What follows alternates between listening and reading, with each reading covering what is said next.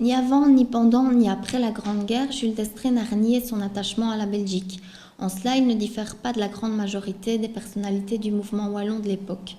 Ni avant ni après la guerre, il n'a renié non plus son projet politique visant à donner davantage d'autonomie à la Wallonie.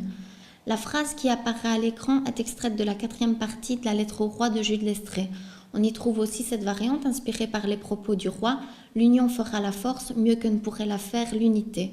Quand Jules d'Estrées propose une solution au conflit séculaire, il entend réellement apporter sa participation au maintien de la Belgique, mais pas à n'importe quelle Belgique. C'est-à-dire que si l'oppression flamande devenait excessive, trouver une solution en dehors du cadre belge serait à ce moment-là envisageable. Cette hypothèse qu'il évoque avant-guerre, il ne l'abandonne pas quand il publie Wallon et Flamand en 1923.